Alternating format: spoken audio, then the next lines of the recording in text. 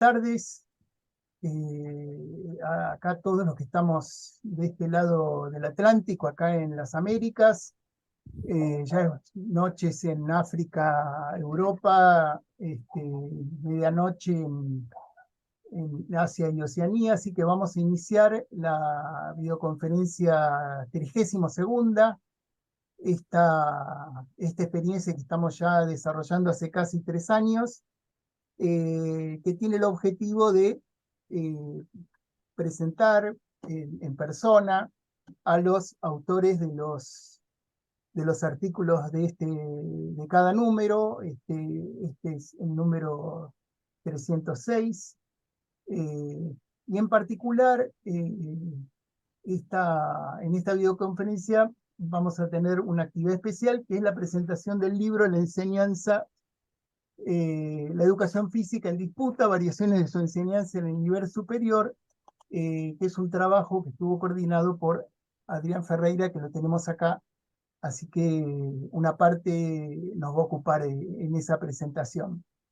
Eh, bueno, trataré de ser breve, y especialmente lo que nos toca, que es el armado de la tapa de la revista. Esta tapa fue dedicada y es un homenaje a los trabajadores de la construcción y otros que están dedicados a la construcción de las instalaciones para los próximos Juegos Olímpicos de París del año que viene, que bueno, están padeciendo la lógica propia del neoliberalismo, estos procesos de desterritorialización, de precarización laboral, en la cual, digamos, común parece un acuerdo entre las constructoras, el gobierno de Francia y el Comité Olímpico, afirman, digamos, estas lógicas de sometimiento a trabajadores con jornadas extensísimas de trabajo, en condiciones paupérrimas.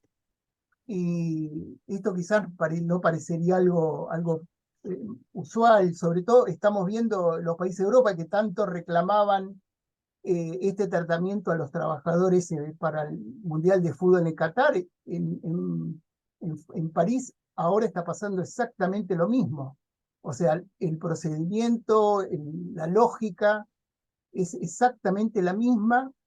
eh, y acá hay un agregado que tenemos que hacer, que es evidente que el Comité Olímpico Internacional, estos objetivos que tiene el movimiento olímpico, leemos a diario, de solidaridad, de juego limpio, todo eso para estos trabajadores no cuenta. O sea, ellos están preparando toda una fiesta de enorme lujo a costa de la miseria de todos estos trabajadores. Entonces vemos que acá por lo menos todos estos objetivos no se cumplen y simplemente son declamaciones este, de estos señores que dicen transmitir ciertos valores que evidentemente se cumplen para unos y no se cumplen para otros. Esto por un lado. Y lo segundo, bueno, esta expansión de las políticas neoliberales está llegando a todo el planeta, y ahora en Argentina no puedo dejar de nombrar, estamos frente a un momento clave, que es este domingo que hay una elección. Y yo lo que quiero decir es que por Gullo, Noni, Ana, Antonia, Carlos, Daniel, Eduardo, Chino, José Luis, Silvi y Juan, que son compañeros y profesores y estudiantes desaparecidos de educación física de acá de Argentina y de otros países, por los 30.000 desaparecidos, contra el negacionismo, contra el oscurantismo que niega el calentamiento global, contra la eliminación de derechos adquiridos acá por todos los ciudadanos en Argentina, eh, contra aquellos que quieren negar la educación pública gratuita y la salud gratuita, contra la creación de un mercado libre de venta de armas y de órganos. Públicamente digo que voy a votar a Massa el día domingo, y espero que todos aquellos que acompañen estas ideas eh, ayuden a que todas estas iniciativas de corte de extrema derecha y fascista no hagan pie, o por lo menos no se apoderen del Estado que quieren eliminar acá en nuestro país. La verdad que para quienes vivimos la dictadura, vemos la reivindicación del terrorismo de Estado y vemos muchas prácticas que se están haciendo explícitas.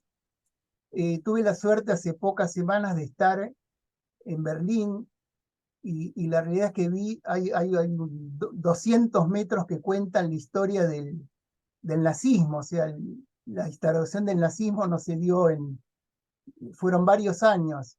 Y si Milei gana, estaríamos ya más o menos en los primeros 50 metros. O sea, de los 200 que recorrió el nazismo, estaríamos ya porque ya recorrimos, o sea, hoy tiene la representación, estos sectores ya tienen representación parlamentaria, eh, tienen espacio y voces en el espacio público, pero bueno, si Milei gana el domingo ya llegaríamos a los 50 metros, así que el próximo sería, supongo, la quema del Congreso de la Nación o algo similar que les permitiría eh, tomar el poder de forma absoluta en nuestro país. Así que si alguien me pregunta, tengo miedo. Tengo miedo porque lo tuve durante la dictadura, en los 70 acá en Argentina, y honestamente tengo miedo. Y es uno de los motivos por los que voy a votar a Massa, y me imagino que muchos de todos nosotros también les pasa exactamente lo mismo. Entiendo que tenemos un problema gravísimo que hay que resolver, temas de inflación, de inseguridad, pero eso se puede, tenemos que pensar políticas que lo puedan resolver. Lo otro no tiene vuelta atrás. Una vez que la gente este, incorpora armas a su vida cotidiana, no hay vuelta atrás, no hay forma de sacarle las armas a la gente, y ese mismo negocio genera los recursos para que esas posibilidades no se eliminen nunca más. O sea, hoy eliminar el tráfico de armas en Estados Unidos es prácticamente imposible, es parte del poder que existe ahí, y se ha llevado 1 millón de muertos o más en los últimos años de gente que incluso ha sido eliminado por sus propios parientes. Bueno, hecha esta introducción, vamos a presentar ahora la primera parte, que es la presentación del libro La educación física en disputa, variaciones de la enseñanza en el nivel superior. En esto participaron una cantidad importante de autores de distintos centros, de distintos países del mundo. Acá vamos a presentar a 5, y quizás en próximos encuentros presentemos algunos más, porque entiendo que es un debate necesario y relevante para el campo que nos aborda. Bueno, en principio voy a presentar a Adrián Ferreira, que es el coordinador, de alguna manera el el instigador de todo eso, el que puso, supongo, gran parte de la iniciativa. Adrián es magíster en educación por la Universidad Torcuato Di Tella, con 2 posgrados en especialización en Administración y Política de la Educación, y licenciado en Gestión Educativa y profesor nacional de Educación Física. Trabaja en la Universidad de Buenos Aires. También está el doctor Josimar Daolio, supongo que lo conocerán, si no lo conocen, escúchenlo, y la verdad que es un gusto enorme que estés acá, Josimar, por la UNICAMP en Brasil. También se encuentra el doctor Francesc Buscá, por la Universidad de Barcelona, la doctora Verónica Cohen de la Universidad de la UBA y la Universidad de Lille de Francia. En realidad está desde París, pero es tan argentina como el dulce de leche, me supongo. Y también comparte este momento el doctor Rodolfo Rosengar, por el ICEF de General Pico, La Pampa.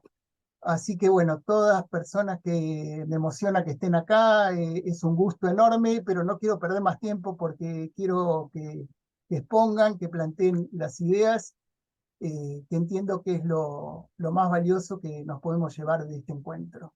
Adelante, Adrián, con tu presentación.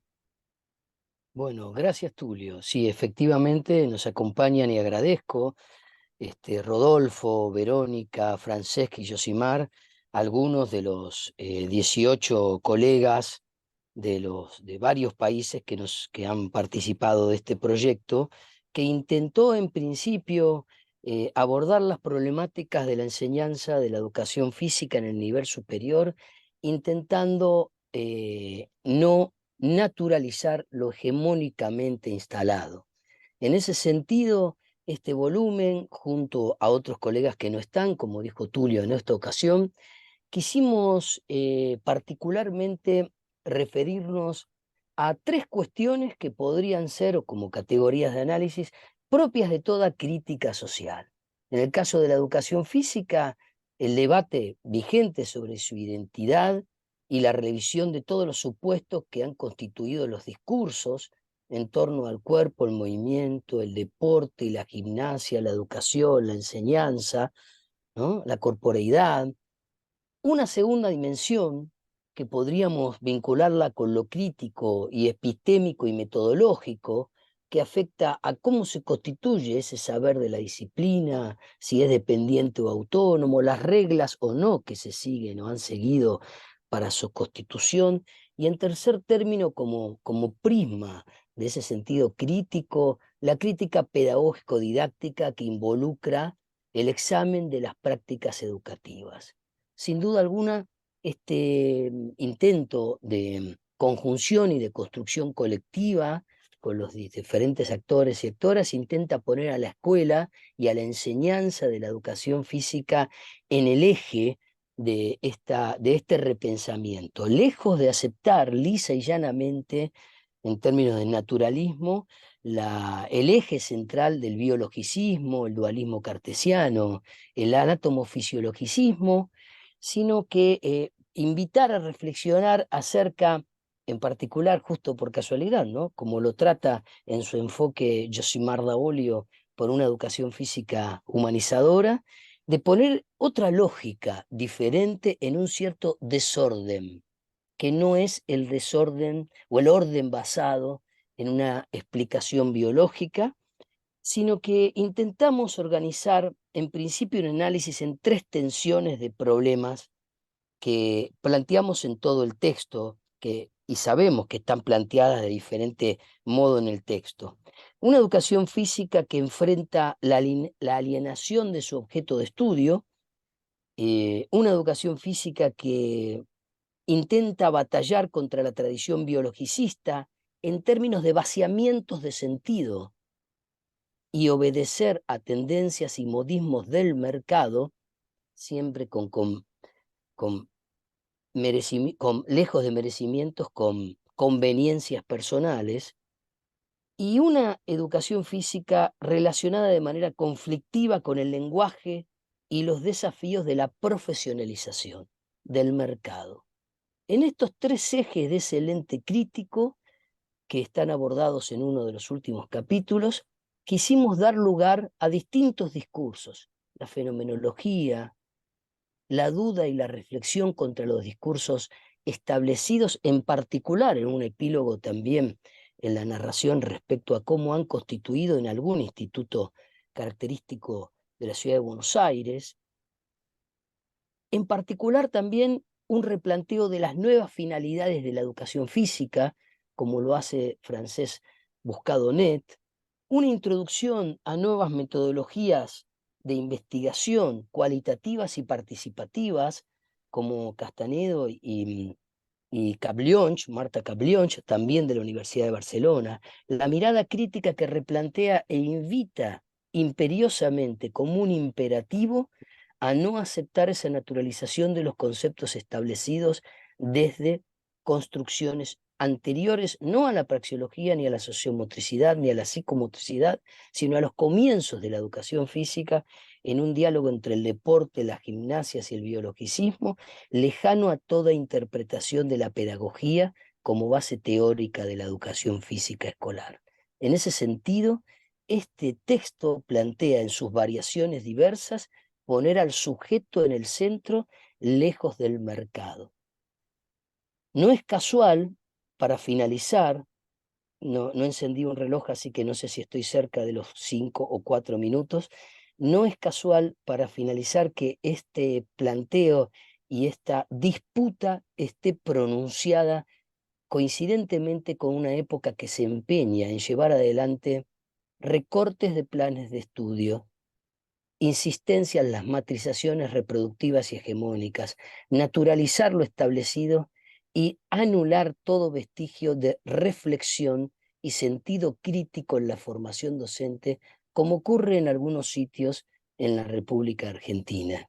Y también sabemos que estas disputas epistemológicas también se replican en otras latitudes, que Daniel me asiente con la cabeza, Marangón. Entonces, estamos tratando con la invitación también desde el campo de la danza o del movimiento, desde el cuerpo moviente que tan gentil y amorosamente nos trajo a nuestras páginas a Merleau-Ponty, ¿no? De la mano de Verónica Cohen y también de algún otro autor. Estamos tratando de poner el acento en el sujeto como un protagonista, lejos del mercado y lejos de las tendencias neoliberales de vaciamiento de sentido y de obediencia al mercado, siempre impostando y asumiendo a la educación física desde la constitución del sujeto y de la identidad más cercana al sujeto como derecho y también a sus propios derechos humanos, recordando la valía de la memoria. Y por eso terminamos haciendo referencia a algunos compañeros que nos están acompañando, aunque ya no estén aquí. Ese es el conjunto y el enfoque del texto.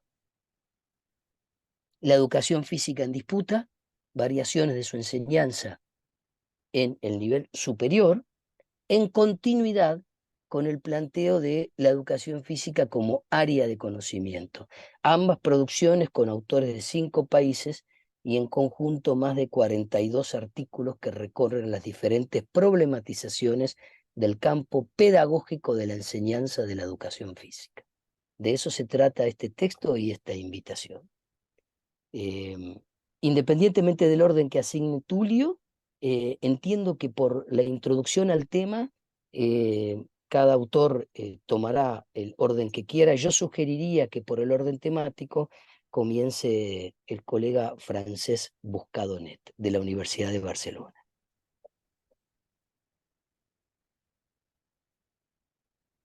No sé si me excedí en el tiempo, si se me escucha bien. Ahí vamos con Francesc. De acuerdo. Se escuchó perfecto, ¿eh? Muy bien. Muy bien. Bueno, buenos días, buenas tardes y buenas noches, porque como es estamos en diferentes latitudes al mismo tiempo, pues bueno, creo que es lógico pues dar esta entrada, ¿no?, a todo el mundo. Bueno, a ver, el capítulo que desarrollé en esta obra colectiva, la intención fue, como ha comentado antes también Adrián, surge como como un ensayo, una inquietud que yo ya tengo desde hace mucho tiempo con respecto al modelo actual de la educación física, si sirve para el modelo paralelo que se está gestando o que la educación, no solamente la educación física, sino también la educación necesita, ¿no? Yo partía de esta idea, ¿no?, de que el modelo actual basado solamente o de manera exclusiva en el enfoque físico-deportivo ya no está sirviendo como antes podría haber servido, ¿no? Y desde esa perspectiva, a partir de aquí, la idea era buscar toda una serie de fundamentos, rebuscar, reencontrar también o releer autores que previamente habían trabajado en este aspecto y darles un nuevo significado a la luz de las nuevas necesidades, digamos, sociales y pedagógicas que necesita, pues, no solamente nuestra área, sino también a las personas que nosotros formamos desde esta perspectiva, ¿no? Entonces, un poco la idea era esta, y a partir de ahí replantear o plantear toda una serie de finalidades, teniendo en cuenta que la actividad motriz no solamente tiene que ser una finalidad, sino también un medio, ¿no?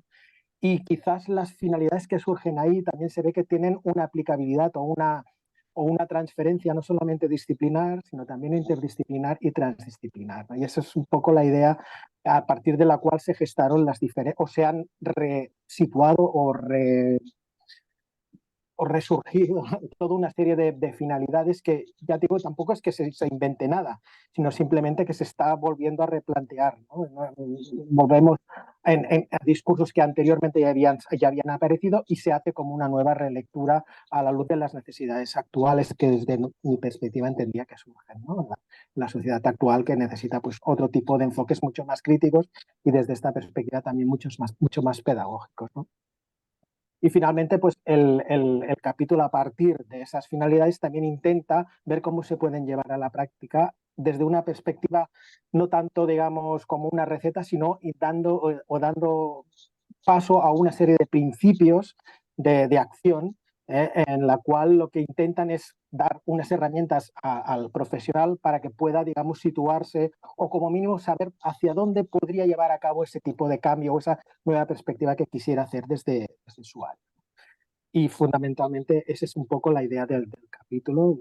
Y después, si algún asistente pues, quiere alguna puntualización, con mucho gusto se la daré. Y muchísimas gracias. Espero no haberme excedido en el tiempo asignado. Perdón, aviso que alguien ya me está acusando de adoctrinamiento, así que bueno, evidentemente ya tenemos público y bueno, siento que ya valió la pena este encuentro, así que sigamos avanzando. Mm. Sigamos avanzando porque estas cosas este, se leen acá en las redes, como le llama alguien, le llama las redes antisociales. Bueno, adelante con el próximo presentador. Creo que por una cuestión de desfase horario y estar comprometida con otras actividades, Verónica necesitaría hacerlo ahora. ¿Es así, Verónica? Sí, eso sería muy bueno, perdón, pero justo se superpusieron dos cosas al mismo tiempo.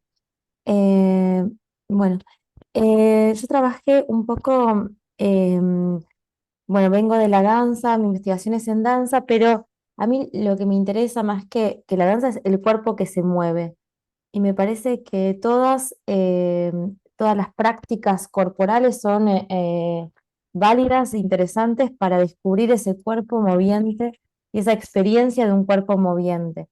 Lo que constato en el capítulo del libro, que quiero agradecer a Adriane la invitación a escribirlo, porque fue un capítulo que me permitió esclarecer y también eh, poner en escrito una parte muy implícita de otros trabajos míos, así que agradezco mucho ese trabajo y también poder ponerlo en relación a la educación física y a otras prácticas y dejar de hablar solo de danza la danza en sí como esta cosa estética, bueno, vamos a la ópera, no me parece en sí misma interesante para la práctica de el hombre y mujeres común y corriente de la vida cotidiana.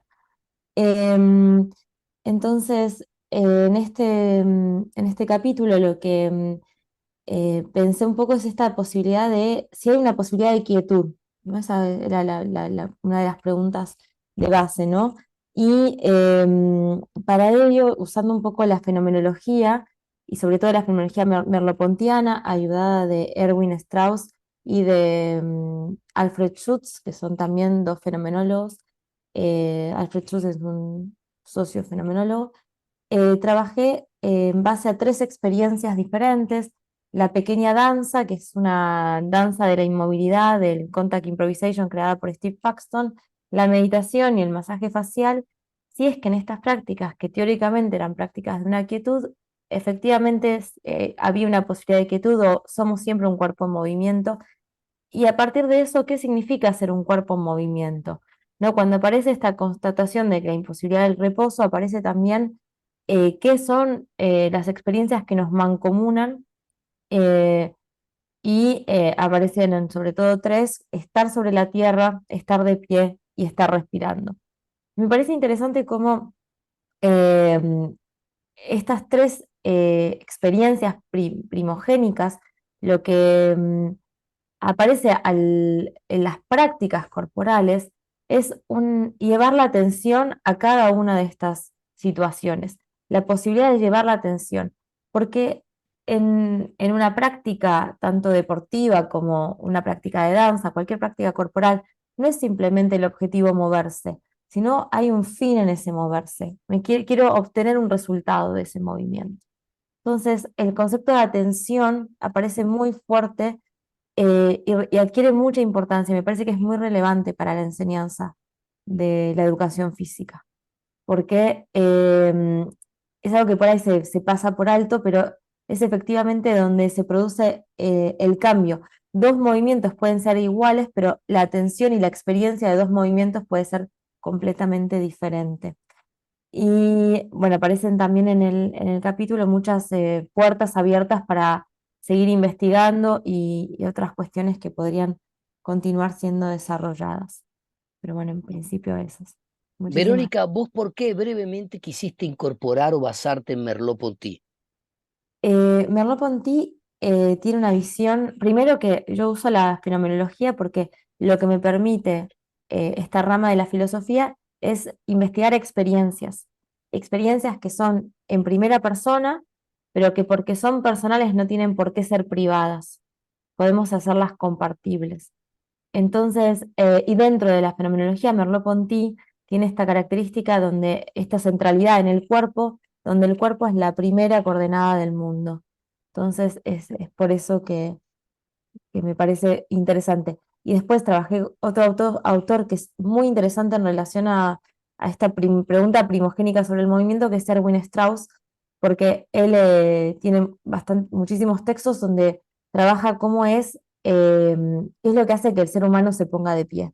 Y tiene todo un texto sobre la postura erguida y qué es que significa de repente estar erguido, que es un gran paso. Así que bueno, en relación a ellos, que también están muy en conexión a Westphal, la etnología y otras corrientes del principio del siglo. Muy bien, te agradezco. Gracias. Yosimar, ¿quieres continuar tú? Los voy a dejar. Muchísimas gracias. Gracias por tus aportes, Verónica, muy agradecido. Chao, chao.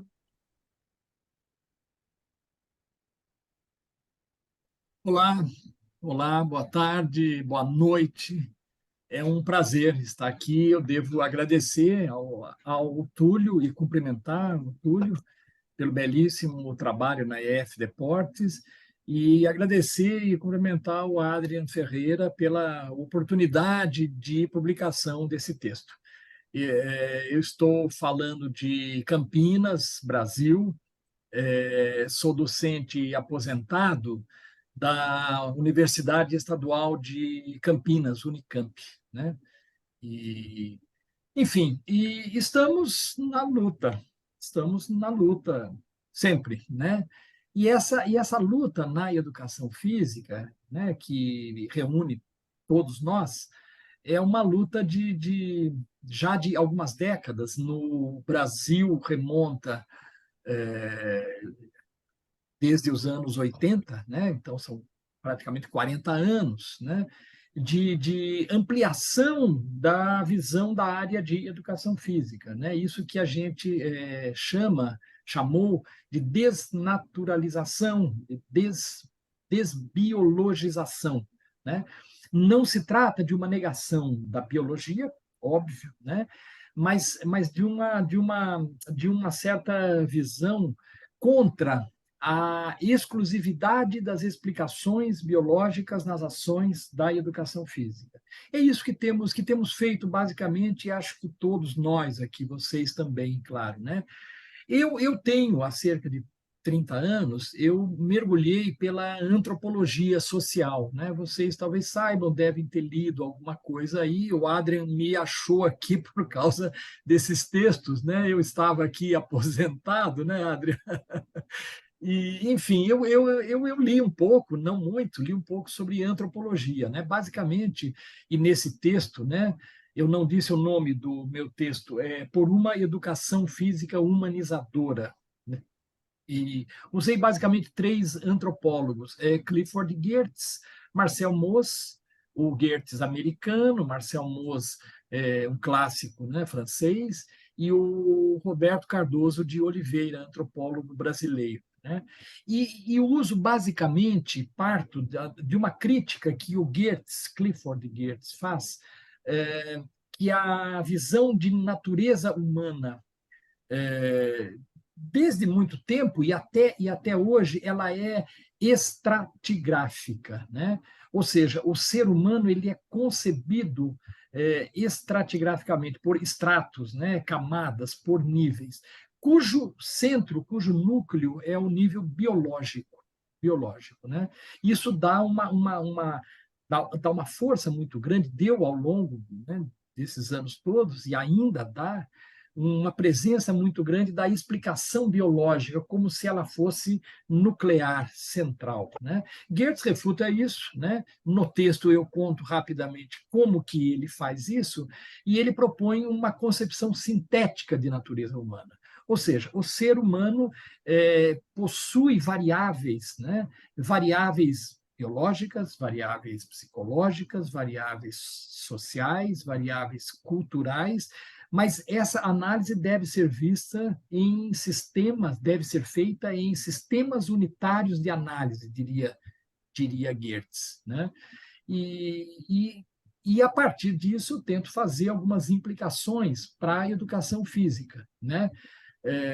Educação física, como eu já disse, foi e é refém de uma visão estratigráfica que separa os seres humanos, né? Mundialmente, nos currículos dos cursos de educação física, se começa, os anos iniciais são anos que dão uma base biológica. De onde que vem isso, senão de uma concepção de natureza humana estratigráfica, cujo núcleo é biológico, né? E aí tento falar de proponho uma educação física da desordem. Desordem não vista como uma falta de qualquer ordem, de um vale-tudo, mas desordem vista como uma nova ordem que considera e relaciona esses aspectos do ser humano, ditos pelo Geertz e já antecipados pelo Marcel Mauss na França há cerca de 100 anos atrás. E aí, a partir daí, teríamos uma educação física que vai dialogar melhor com outras áreas. A educação física não se basta como uma área biológica somente, como uma área das ciências biológicas. Ela tem que dialogar com a área das ciências humanas. Uma educação física que seria mais crítica, uma educação física que leve a uma criatividade, uma educação física que seria direito de todos os seres humanos, todos os alunos teriam direito a ela, uma educação física que proporcionaria uma consciência corporal que seria exclusivamente social, né, que consideraria esse ser humano não como um indivíduo isolado, mas como um indivíduo socializado, né? Enfim, o sonho de todos nós e a luta de todos nós, contribuir para essa necessária e urgente humanização do mundo, né? Como diria a Marilena Chaui, uma filósofa, né, brasileira famosa, nascer humano não basta para ser humano, né? Interessante isso, né? Eu gosto muito dessa frase porque ela remete a uma necessária busca da humanização. Nascer humano não basta para ser humano, né? E a gente faz isso através de processos culturais. Então, a grosso modo é isso. Eu já estou com 6 minutos e 30, mas espero que pelo menos tenha gerado uma curiosidade mínima para que todos possam ler o texto e a gente, em outras oportunidades, possa dialogar. Muito, muito grato a todos. Prazer imenso estar aqui com vocês. Obrigado a você, Josimar. Gracias, Josi. Gracias. Rodolfo.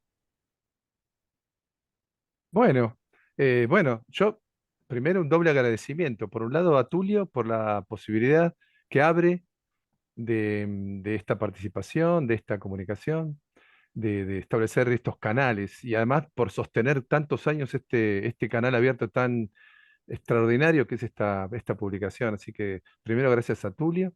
Gracias, Adrián, también por la invitación a participar en este proyecto editorial tan interesante, compartir con colegas tan interesantes, leídos también. Así que doblemente agradecido. Mi intervención en el libro tiene que ver digamos, con que Adrián me entusiasmó con la idea no sé si fue su intención, pero a mí me entusiasmó con la idea de tematizar algo, esta idea de la disputa, ¿no? Más allá de darle contenido, tematizar la propia idea de disputa y en el campo qué pasa con estas cosas, ¿no? Entonces, por ese lado, intenté hilar la idea de disputa y ubicada un poco en dos territorios, en dos terrenos como son las prácticas escolares y también la vida institucional en la formación de profesores. Porque además hay una relación muy estrecha entre estos dos territorios de ejercicio digamos, de la educación física. Entendiendo que la disputa, de alguna manera, eh, podríamos establecer como dos niveles de visibilización de lo que es la disputa, ¿no? Esta contienda porque hay diferentes posiciones frente a alguna cosa. Podríamos decir que hay una visibilidad de la disputa, es decir, el conflicto evidente que se ve en las luchas, en las guerras, en los conflictos diplomáticos, en la observación de prácticas diferentes en un contexto institucional determinado. Se pueden ver las diferencias, pero por otro lado estas diferencias que se expresan en los conflictos visibles, en realidad esconden o tienen por detrás una trama de otras disputas que no siempre se dicen, no siempre se manifiestan y a veces más bien se ocultan. Entonces, bueno, un poco con esta idea intenté describir algo de la situación vivida en la formación en el instituto donde me formé, que es el instituto, que en ese momento era el único en la ciudad de Buenos Aires, el Instituto Romero Bez, mostrando una manera de tratar cuerpo, tratar movimiento, tratar sujetos, tratar personas, tratar el pasado y el presente de las personas que se integran en la institución, intentando eh, vincularlo un poco con la historia misma de la disciplina de educación física, entendiendo que en los modos de tratar la experiencia formativa de los profesores y en los modos en que los profesores a su vez elaboran las experiencias formativas en la práctica escolar, en realidad está se expresan diferencias, conflictos, posiciones bien distintas, en los discursos también, sobre todo en los últimos años, pero que además lo que trasciende a esto es proyectos políticos diferentes en relación con el cuerpo y el movimiento para la sociedad. Es decir, el lugar de los sujetos, el lugar del sujeto en tanto sujetos cuerpo, sujetos encarnados, y que se mueven, y que el movimiento forma parte de la cultura. Entonces, un poco entendiendo esto, intentar revisar un poco la génesis de la educación física, y si bien hoy yo asumo la posición de que la educación física debe ser esa mediación pedagógica entre la cultura de movimientos que la sociedad de alguna manera va elaborando o ha elaborado y que los sujetos la viven de una manera diversa, que la escuela, a través de la disciplina de educación física, se haga cargo de establecer una relación pedagógica, que sería una relación de enseñanza, una relación de ciudadanía, una relación política, una relación cultural, una relación de aprendizaje con esa cultura de movimientos. Ahora, esto no ha sido siempre así.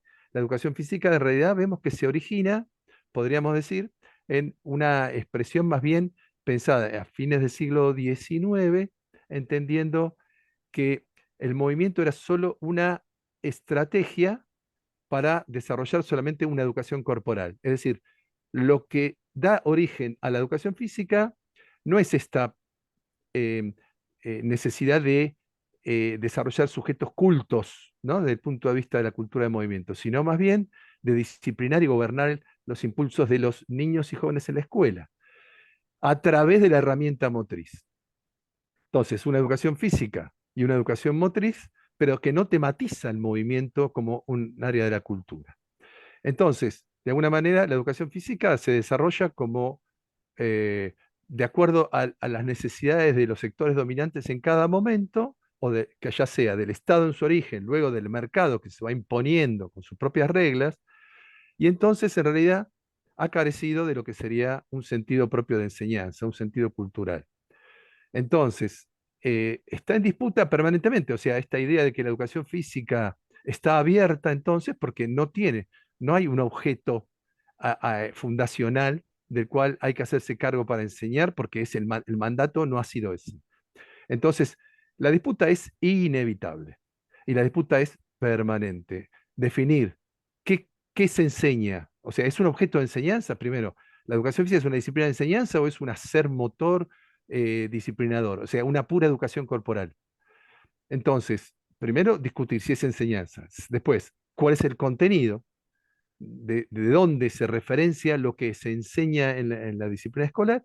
Y en tercer lugar, qué experiencias se diseñan y se ponen en práctica para que nuestros niños y niñas se apropien en forma constructiva, positiva, saludable, feliz y no reproductiva por los intereses que le mandan de esta cultura de movimiento. Entonces, ahí, ubicando entonces que la disputa es algo, podríamos decir, genético en la educación física, por lo menos desde el momento en que alguien se hace cargo de revisar lo que ocurrió. Si nadie revisa, por ahí la disputa no es visible, sino que solo se aceptan los mandatos. En el momento en que hay alguien que revisa, ya sea lo genético o como me pasó a mí en el Instituto de Formación, que algunos años después, o sea, yo sentía ese mandato corporal que me estaban imponiendo, pero no me daba cuenta cuál era la verdadera disputa. Recién varios años después pude reconocer cuál era el origen de esta disputa, ¿no? ¿Qué cuerpo, qué movimiento pretendían de mí como ciudadano y de mí como profesor para reproducir? Bien, ahí entonces planteo que el terreno de la disputa es inevitable y cierro con esta idea.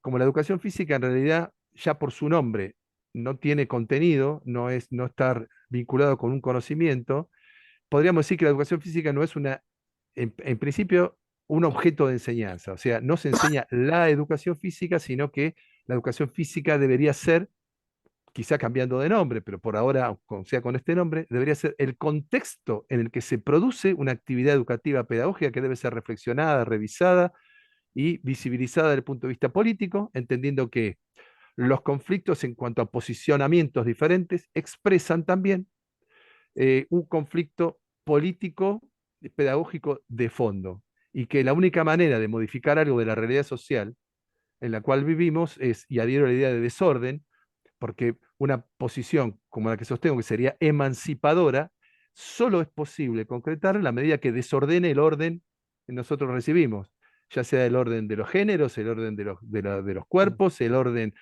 patriarcal, ¿sí? El orden colonial. Solo desordenando de alguna manera, por lo menos poniéndolo en tensión, podemos operar en esta disputa conscientemente. Y este es un poco el contenido de mi artículo. Así que agradezco mucho la posibilidad de la escritura y de la participación en este evento. Que era un doble desafío porque era un epílogo. Muy difícil escribir un epílogo que salga de la tradicionalidad de su propia finalidad y pueda tomar matices de este concepto de la disputa. En síntesis, también, más que en tensión, en la búsqueda de ruptura y de no naturalizar nada de lo hegemónicamente instalado, Silvio Sember, Maximiliano Cacacebac, Ivana Rivero, Lucía Mantilla desde México, Adriana Ríos con su artículo sobre el género, Jorge Miramontes, David Bir, Susana Tambuti, Adrián Esquivano, sociólogo desde Córdoba, Santiago Pich, Paulo Fertenseifer, Sigi Fitanda Silva, Miguel Vicente Pedraz y Carlos Carballo nos acompañan junto a Leonardo Gómez y a los autores aquí presentes en el texto La educación física en disputa, variaciones de su enseñanza en el nivel superior. Y de esta forma cierra la presentación del texto que se propone ubicar a la educación física para todos los actores del campo de la cultura corporal del movimiento en términos de disputa, tensión y ruptura hacia el campo pedagógico. Muchas gracias a todos, gracias Rodolfo, Francesc, Josi y Verónica, y a los que están presentes en pantalla y del otro lado a los escuchas de distintas latitudes. Muy agradecidos a todos. Bueno, gracias a todos por hasta acá. Vamos ahora a pasar a los expositores que son los autores de los trabajos de este mes. Obviamente, más para el cierre, hacemos otra vuelta, otro espacio para intercambiar ideas, así que bueno, aviso esto. Bueno, vamos a empezar con el trabajo de Chester Rodolfo Urbina Gaitán. Él es profesor en la Universidad Estatal a Distancia de Costa Rica, es costarricense, y actualmente está cursando el doctorado en Historia en la Universidad Autónoma de Zacatecas, México. El año o el anteaño pasado ganó el premio de literatura por un ensayo en Costa Rica, así que es un escritor bastante avisado, además de investigador en historia. El título del artículo de él es Lucha Libre, Espectáculo, Prensa y Estado en Costa Rica, 1949-1973. Adelante el trabajo de Chester. Vamos a escucharlo.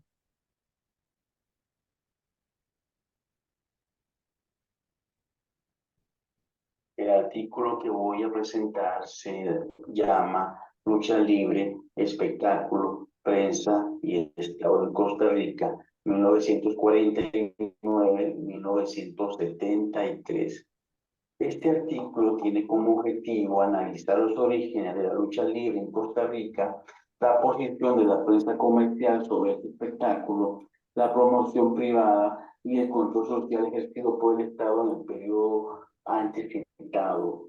La metodología implementada para efectuar este registro histórico etnográfico como investigación cualitativa se fundamenta en la revisión de la prensa comercial, donde se recopila la información pertinente e imágenes que ilustren lo narrado. Los gobernantes costarricenses desde finales del siglo XIX se interesaron en enfatizar un proceso de modificación de las costumbres con la meta de transformar a los sectores populares en personas más educadas y menos violentas. La concretización de esta estrategia de higiene social por parte de la clase política dominante, amén de fortalecer la identidad de la burguesía nacional y de otros grupos de poder en su posición de clase hegemónica, también trataba de fortalecer un mayor control social, vigilancia y disciplina de los grupos subalternos, lo cual fue adquirido en primera instancia mediante la difusión sistemática y constante de los valores y las costumbres de la burguesía, proceso que tenía como su plataforma de acción la búsqueda del afianzamiento de una identidad nacional por medio de la invención de la nación. Esta tendencia civilizatoria fue un elemento fundamental que impidió el desarrollo de la lucha libre a un nivel nacional durante el periodo de estudio. La lucha libre se origina en Costa Rica como parte de las presentaciones que compañías y empresarios mexicanos hacían en la capital San José. La influencia de la lucha libre mexicana se reveló en el uso de máscaras, el corte de la cabellera y las contiendas entre luchadores, rudos y técnicos. En los inicios en el país, la lucha libre dio a conocer a peleadores de diferentes partes del mundo, haciendo que el costarricense tuviera una visión más cosmopolita del deporte. El apoyo y promoción de empresarios nacionales hizo que saliera de San José hacia Puerto Limón y hacia la Puebla. La compañía bananera la promovió en el Pacífico Sur para la celebración del 1 de mayo, pese a que hubo reacciones contrarias a su práctica, como la de don Arturo Cruz y la del periódico de la República. La transmisión de luchas por canales de televisión, la publicidad de los periódicos y el obsequio de fotos de los peleadores más destacados convirtieron a los luchadores en ídolos de la afición nacional. El Estado solo intervino para resguardar el orden en las peleas y reglamentar este deporte en 1973. Entre las prohibiciones destacan la del uso del vocabulario soez y las gesticulaciones obscenas, aparte de los actos alemanes o gesticulaciones de mujeres o de homosexuales. La exigua promoción estatal de la lucha libre radica y que los gobernantes que ascienden al poder después de 1948 promovieron el fútbol para mantener el respeto a la jerarquía de clase y hacer buena imagen política.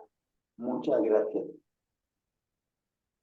Bueno, Chester, gracias por todo. Recomiendo leer a Chester porque es un autor con unos trabajos muy originales. Él ha trabajado todo el tema de la historia del deporte en en Centroamérica, y es un autor sumamente eh, interesado en todas estas temáticas que son sumamente originales. Bueno, ahora vamos a pasar al otro audio, el siguiente audio, que es el de la licenciada Luciana Angiolillo. El título es Resistencia específica en Taekwondo Olímpico, propuesta para el entrenamiento. Ella es licenciada y profesora de Educación Física por la Universidad Nacional de La Plata. Acá en Argentina es profesora de la Cátedra de Fisiología Aplicada a la Educación Física en la carrera de Educación Física acá en la ciudad de La Plata, a unos kilómetros de la ciudad de Buenos Aires. Adelante con la presentación de Luciana. Mi nombre es Luciana Angiolillo y antes que nada quiero agradecer a Tulio, a Lecturas sobre Educación Física y Deportes, por este espacio complementario de discusión de la publicación presentada en esta edición. Bueno, el artículo se centra en el rendimiento deportivo, concretamente en la capacidad de resistencia específica del taekwondo. El interés que motivó esta publicación viene de mis años dedicados al taekwondo, concretamente a un periodo, que es del 2012 al 2020, que fue un periodo dedicado al alto rendimiento en la modalidad de combate. Hoy toda esa experiencia es respaldada y combinada por una formación académica, tanto a nivel de grado como de posgrado, en la Universidad Nacional de La Plata. Bueno, también esta presentación fue hecha en colaboración con el doctor Adrián Casas, el cual es especialista en fisiología del ejercicio y también desarrolla sus actividades académicas en la Universidad Nacional de La Plata. Para seguir poniendo en contexto la temática, desde mi experiencia como practicante de taekwondo, he observado y continúo observando, y ya no como deportista activa, distintas transposiciones del entrenamiento deportivo general al específico. Todas esas transposiciones van a generar confusiones y controversias al momento de programar entrenamientos, ya que las teorías son argumentadas a partir de prácticas con características singulares e incluso argumentadas desde paradigmas metabólicos desarrollados del siglo XX que hoy son cuestionados por la ciencia. O sea, todos estos programas de entrenamiento se vuelven poco específicos con estas teorías del entrenamiento general, sumado a que las limitaciones que impone el idioma dominante de la comunicación científica, que es el inglés, y en donde la mayoría de los artículos aparecen en este aspecto. Con este marco, o en este contexto, el artículo aborda o intenta responder acerca del entrenamiento de la resistencia específica, proponiendo un método que contempla las características específicas del taekwondo, y a partir de ello se va a tomar un criterio de clasificación de los deportes más propicio para su análisis, se va a conceptualizar la resistencia en el contexto deportivo y se va a proponer un concepto de resistencia específico para el taekwondo y se va a exponer un análisis crítico del uso de un método que se ha vuelto muy popular en las últimas décadas en la mayoría de los deportes, que es el método HIIT. Justamente la crítica se hará por la falta de especificidad para el taekwondo. Con este marco, y dicho de forma muy genérica lo que aborda el artículo, esperamos que la publicación sea de interés no solamente para la comunidad académica, sino para aquellos entrenadores dedicados a la práctica del entrenamiento. Y claro que lo que hemos abordado en esta presentación no termina allí, sino que esperamos que sea un punto de partida para abordar un área que necesita desarrollo científico y no empírico. Sin más, vuelvo a agradecer, gracias Tulio, y les mando un saludo a todos. Bueno, gracias Luciana. Vamos a pasar al la próxima presentación, es la presentación de Daniel Marangón Dufles Teixeira. Él es doctor en educación por la Universidad SEC de Chile, maestría en educación por PUC Minas Brasil y otras cuestiones que sugiero leer el trabajo de Daniel, que está más información personal sobre él. El trabajo que presentó factores que aproximan a tipos de fútbol da victoria en la percepción de entrenadores. Habría que habérselo hecho leer ayer a nuestro técnico que perdimos ayer con los uruguayos, pero bueno, se ve que no llegó a leer el texto, pero bueno, Daniel acá quizás puede ayudar un poco a llegar a mantener las victorias, ¿no es cierto? Vamos a ver qué podemos hacer con esto. Adelante, Daniel, por favor. Muito bom, muito obrigado, né? Gostaria inicialmente de agradecer ao professor Túlio, e eu já manifestei em outra oportunidade a minha alegria de uma revista proporcionar um encontro dos autores de cada número. Isso é fantástico, é muito bom, né? Isso tira a ciência de um lugar de frieza, né? E de distância, e considero uma iniciativa muito boa, né? Também gostaria de dizer da minha sensação de privilégio e de gratidão de estar na companhia do professor Francês, do professor Adrian, do professor Rodolfo, do professor Carlos e especialmente do professor Josimar Daori, né? Então, o meu carinho, a minha gratidão, o meu reconhecimento ao professor Josimar Daori pela produção e pela trajetória, pela sua importância dentro da área no Brasil. A minha preocupação tem sido já há bastante tempo, há mais de 20 anos, pesquisar o campo da gestão dentro da educação física. Gestão e políticas, mas principalmente o campo da gestão. E eu parto de um ponto de que nós podemos ter as melhores concepções de ensino, nós podemos ter as melhores produções teóricas que ao se encontrarem com a realidade, seja escolar ou não escolar, se não houver uma estratégia adequada de gestão para a promoção das mudanças, essas propostas irão se chocar com a realidade e, na verdade, elas produzirão muito pouco efeito. Então, a minha discussão tem sido sempre, seja no âmbito escolar ou no âmbito não escolar, a discussão sobre a gestão dentro da educação física. No caso do artigo atual, nós discutimos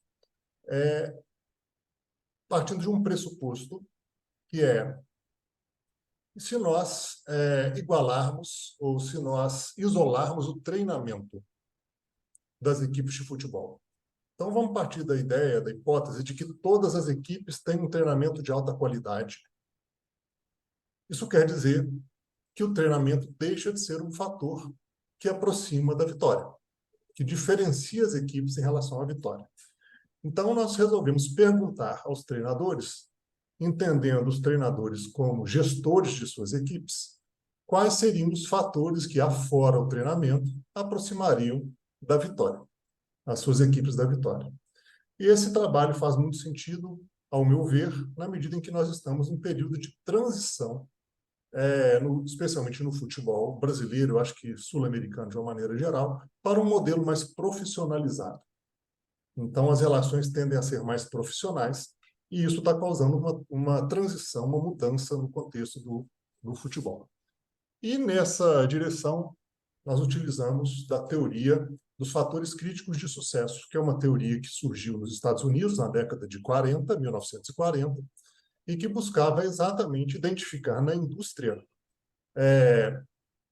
a partir dos gestores de cada setor de uma indústria, o que seria prioritário, o que deveria ser gerenciado prioritariamente, a fim de que os resultados melhores fossem alcançados, na medida em que não é possível priorizar tudo ao mesmo tempo. Então, a partir dessa produção teórica e desse pressuposto, nós fomos atrás dos treinadores de futebol, né? E nós tivemos algumas respostas bastante interessantes. Primeiro, que nós conseguimos identificar esses fatores e agrupá-los por dimensões. Então, são alguns fatores relacionados ao que nós chamamos da dimensão institucional, que diz respeito à tradição da equipe, à sua história, a relação com a torcida, a relação com mídia, com as federações esportivas, né? Um segundo grupo de fatores seriam os fatores relacionados à gestão de pessoas. E aí nós estamos tratando de relações entre os dirigentes, gestores, comissões técnicas e atletas, a questão da estabilidade, da pressão que a comissão técnica sofre, o trabalho dos supervisores esportivos que liberam a comissão técnica de tarefas como reservar hotel, preparar entrevista, organizar material de treino, material de jogo, né, calibrar bolas e etc. Então, são vários fatores relacionados à gestão de pessoas, alguns fatores relacionados à infraestrutura, a qualidade da infraestrutura de jogo e de treino, a logística e a dimensão econômica, que diz respeito especialmente ao cumprimento daquilo que foi acertado em contrato entre as diferentes partes que compõem uma equipe esportiva, né? Então, a partir daí, nós conseguimos ouvir 89 treinadores. Não foi uma tarefa fácil. Nós fizemos contato com a Confederação Brasileira de Futebol, não tivemos resposta. Fizemos contato com todas as federações estaduais de futebol do Brasil, não tivemos resposta. E a nossa estratégia, portanto, foi para o método bola de neve. Então, a partir das nossas relações pessoais e profissionais, a gente foi tendo contato com treinadores e treinadoras que foram nos ajudando a difundir esse questionário. Nós chegamos a 89 entre aqueles que trabalhavam, na época, com alto rendimento e com categorias de base, com categorias de formação, né? E nós vimos, especialmente, que os resultados que mais significativos, que chegaram a ter cerca de 92%, 93% de respostas positivas, estão relacionados principalmente com duas dimensões. Com a dimensão econômica, ou seja, se uma equipe de futebol pretende ser campeã, pretende ser vitoriosa, mas ela não cumpre aquilo que foi estabelecido em contrato com comissão técnica e com atletas e com fornecedores, essa equipe se distancia dos títulos que ela busca. E com um peso semelhante, em termos de percentual de respostas positivas, nós temos a gestão de pessoas, com alguns fatores, como, por exemplo, o respeito à autonomia do treinador e da comissão técnica por parte dos dirigentes, foram apontados pelos treinadores como fatores que são fundamentais na busca dos resultados das principais competições. Ou seja,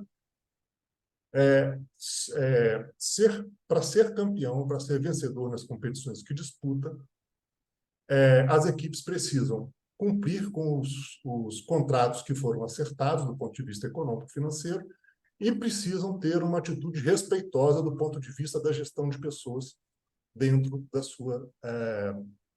do seu grupo de profissionais que atua lá, né? São os dois principais destaques, né? Existem algumas diferenças entre, claro, profissional e base e outros fatores que se destacaram, obviamente, mas eu chamo a atenção para esses dois grupos que foram os mais significativos. É isso, eu agradeço mais uma vez a atenção e me coloco à disposição, professor Túlio. Muito obrigado. Bueno, Daniel, gracias por tu presentación. Surge un montón de preguntas o comentarios, ¿no? Porque en general lo que planteas raramente pasa en los clubes, pero bueno, es una realidad muy particular el del fútbol. Yo creo que es un fenómeno en todo el mundo. Bueno, después hacemos algunos comentarios. Vamos ahora a dar lugar a Carlos Eduardo González da Costa Vasconcelos. Él es doctor en Ciencias del Deporte y es profesor en la Escuela Superior de Educação de Viseu, Instituto Politécnico de Viseu, en Portugal. Él no estaba en el programa, pido mis disculpas, pero había otro Carlos Vasconcelos convocado y me equivoqué completamente y se me cruzaron los emails, los currículum, todo. Así que, pero bueno, lo logramos. Carlos, bienvenido. Su trabajo se titula A influencia da música na práctica de ejercicio físico en contexto de gimnasio. Adelante, Carlos, bienvenido. Obrigado, Dr. Túlio. Boa noite a todos os presentes. Conseguem-me ouvir bem? Sim. Sim? Ok. Então, eu inicialmente dou os meus parabéns ao Dr. Túlio Guterman por esta iniciativa e agradecer o convite que me foi feito de estar aqui a fazer a apresentação deste trabalho. Dou também os meus parabéns a todos os autores do livro que foi apresentado, La Educación Física en Disputa, Variaciones de su enseñanza en el nivel superior. E também dou os meus parabéns a todos os autores dos artigos que foram publicados no número 306 de novembro do EF Deportes. Como o Dr. Túlio Guterman disse, eu vou apresentar um estudo que tem como título a influência da música na prática de exercício físico em contexto de ginásio. Este estudo foi feito em colaboração com um aluno no âmbito do trabalho final da licenciatura desse aluno, do qual eu fui o seu orientador. Segundo o Eurobarómetro, Portugal é o país com o maior índice de inatividade física na Europa, com 73% da população a afirmar que nunca pratica exercício físico. A prática de exercício físico é primordialmente realizada em contexto de ginásio, em Portugal. A falta de motivação é o segundo maior motivo para que a população portuguesa não pratique exercício físico, sendo que dos estudos mais recentes indicam que 1 em cada 3 pessoas não pratica exercício físico devido à falta de motivação. Então, o que é que nos levou a fazer este estudo? Nós verificamos em alguns artigos que a música é uma das estratégias que os praticantes de exercício físico utilizam para se manterem motivados nos seus treinos, realizados em contexto de ginásio.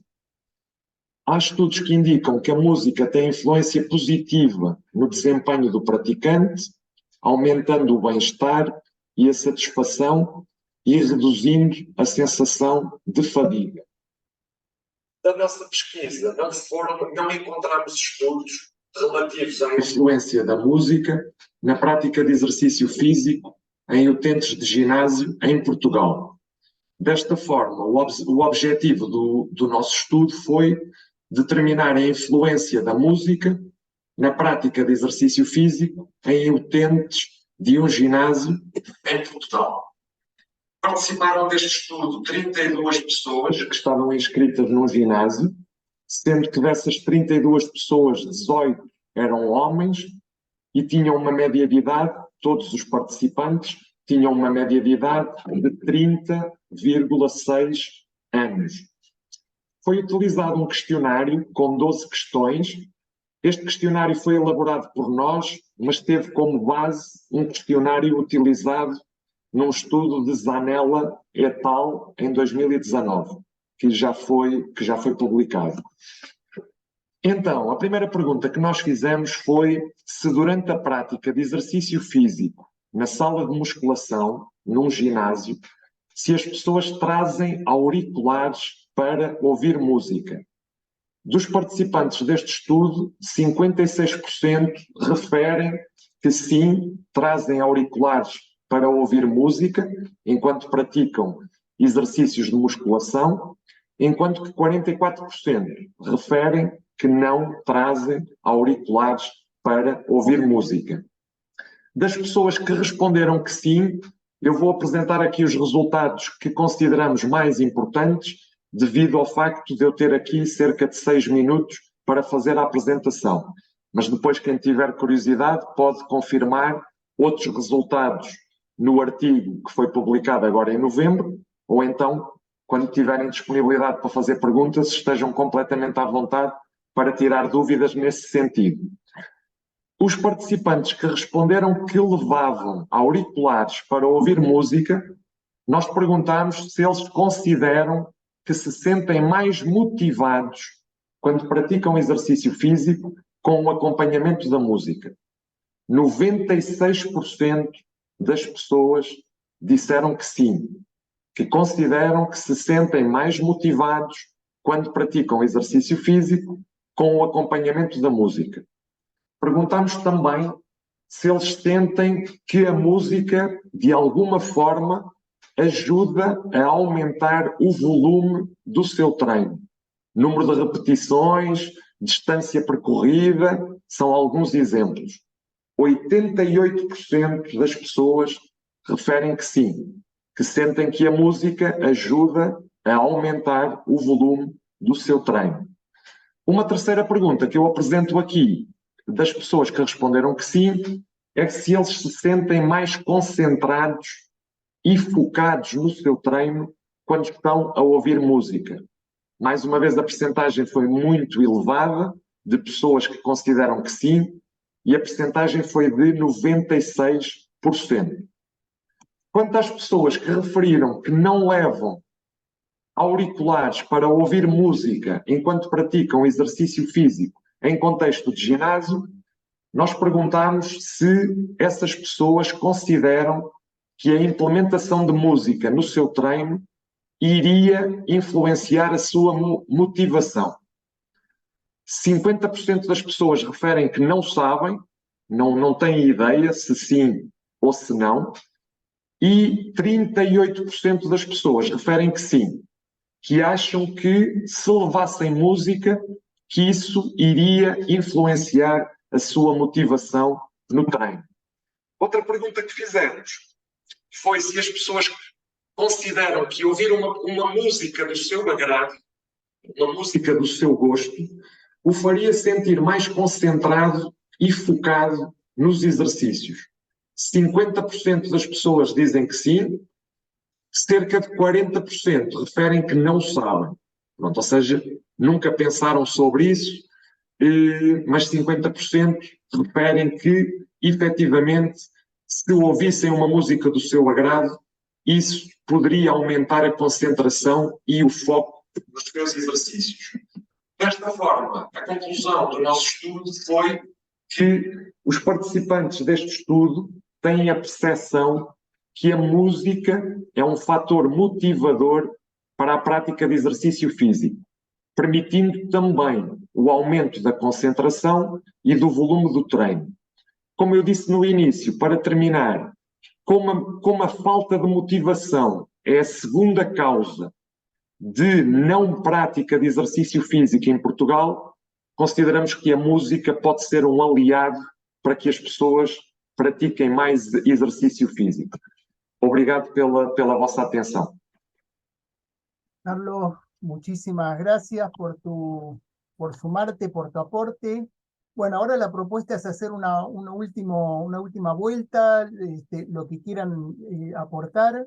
Si antes eran 5 o 6 minutos, ahora son menos, está 2 minutos y medio, pero bueno, a ver, también tenemos que tener la capacidad de decir las cosas en poco tiempo y también para que la gente siga en la búsqueda por su cuenta, digamos.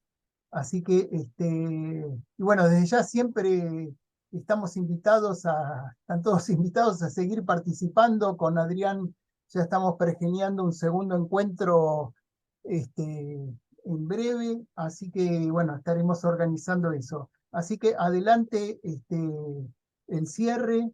Quien quiera empezar, está abierto el micrófono.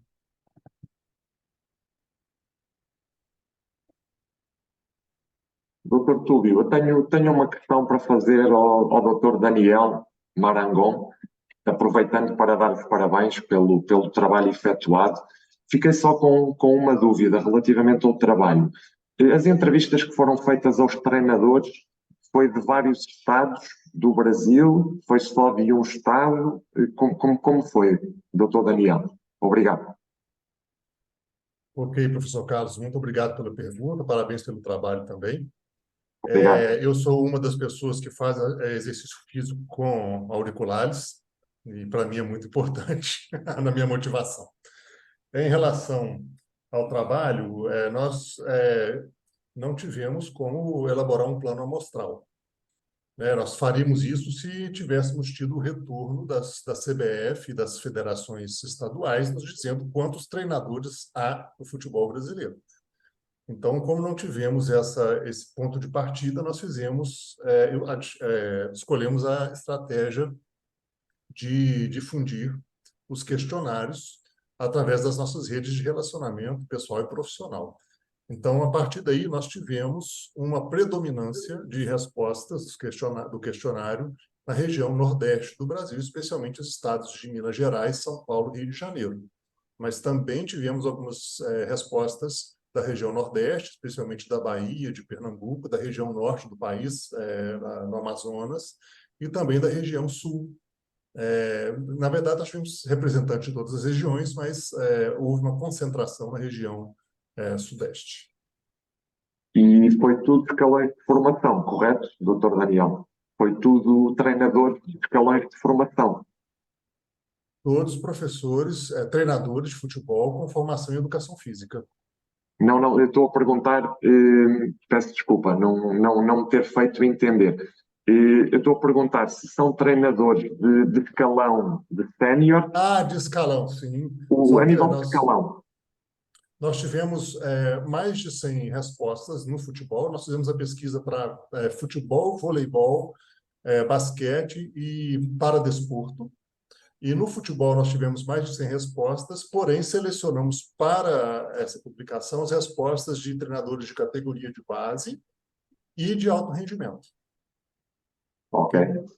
Ahí Obrigado. te estoy pasando ahí el email de Daniel para que si alguna cosita más querés preguntarle, bueno, sigan que esto también es el objetivo de estos encuentros, conocerse Claro.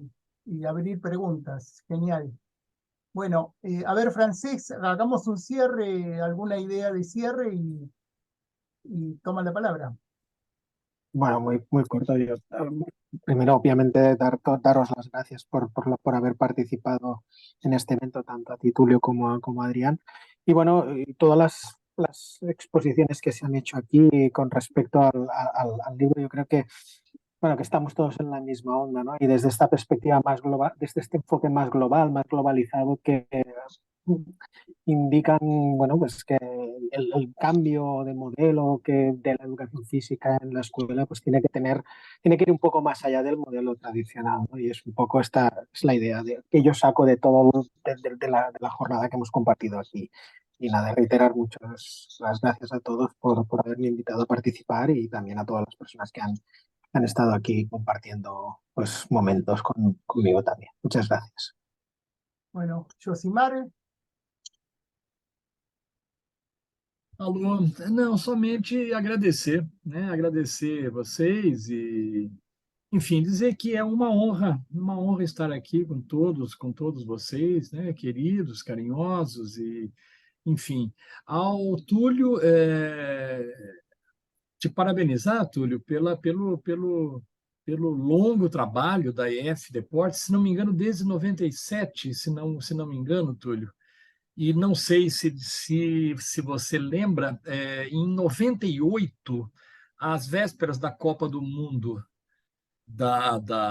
me ajude, Daniel, você que estuda futebol, acho que da França, a Copa do Mundo da França, acho que houve um número especial da França, aquela que nós fomos vice-campeões, perdemos para a França aquele 3-0, né? E o Túlio fez um número especial sobre futebol e me convidou. Eu tinha tido algum texto já sobre futebol, então tem um texto meu na EF Deportes de 98. Né? Lembrei agora, Túlio, agradeço você, te cumprimento. Né? Dizer que é uma honra, como eu disse, né, rapidamente, eu dei aula 40 anos, né, 40 anos, 32 de Unicamp, mais um tempo na rede básica, né? E estou aposentado, né? Mas eu estou assim tentando sair da educação física, mas a educação física não quer sair de mim. Então a gente acaba sendo chamado, né? E amigos queridos, o Adrian me achou, né? Ele leu alguma coisa minha, ele me achou. E, enfim, estou eu aqui de novo com muito prazer, né? De maneira nenhuma me sentindo mal com isso. Agradeço todos vocês pela chance, tá bom? Então, um grande abraço daqui de Campinas, Brasil, para todos vocês. Vamos, Rodolfo. Bueno, en la ola de los recuerdos, efectivamente, nosotros vimos de alguna manera nacer este proyecto de EF Deportes, ya desde el comienzo, ya veníamos muy vinculados con Tulio, así que vimos todo ese proceso.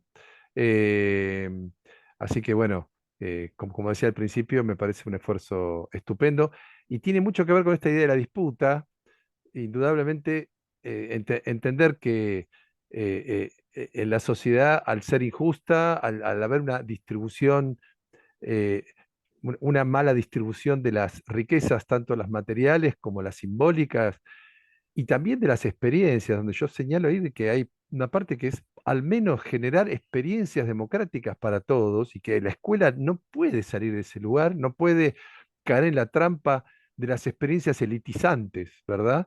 Entonces, bueno, digo, todo lo que hacemos entra en el terreno de la disputa. Para un lado, para el otro, no hay neutralidad posible. Entonces, bueno, poder ponerle palabras, poder conversar sobre esto, revisar, apelar a la ciencia, apelar a la conversación, me parece que es lo único que nos puede salvar. Así que muchas gracias por permitirme participar de este espacio. Bueno, Adrián.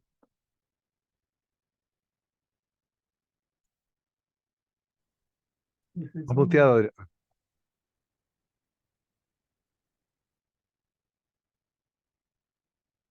Agradecer, decía, gracias inmensamente a los compañeros como de Brasil, de Portugal, Luciano, Carlos, Gaitán, también a la compañera de la Universidad de La Plata, por los aportes desde el ámbito del deporte, y a los colegas que han contribuido también, que entre todos colectivamente hemos podido construir aquí presentes, y a los que estarán en próximas presentaciones. En este contexto donde hay globalmente una tendencia a la anulación y supresión de la palabra, a la casi abolición de la convivencia democrática, a la negación o la elusión del respeto a las instituciones democráticas con maniobras evasivas, difusas, y a la naturalización de lo establecido hegemónicamente como si fuera lo único. Nada está hecho, todo está por hacerse y por cambiarse,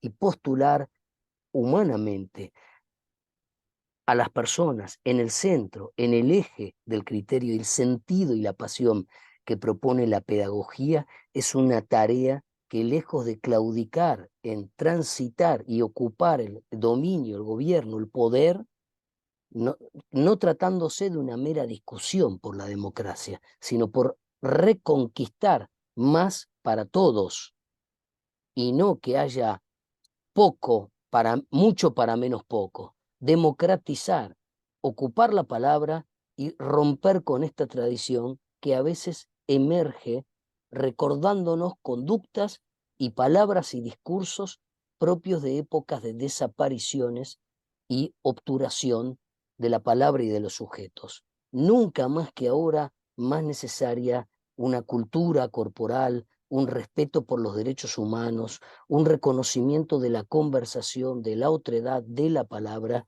y en eso vuelvo a agradecer a Tulio por este espacio amplio, permanente y continuamente democrático, que postula la palabra en alto. Muy agradecido a todos y a todas las presentes y a los que están en las escuchas. Gracias, Tulio, por mantener abierta esta bandera y este lugar de la palabra y la participación.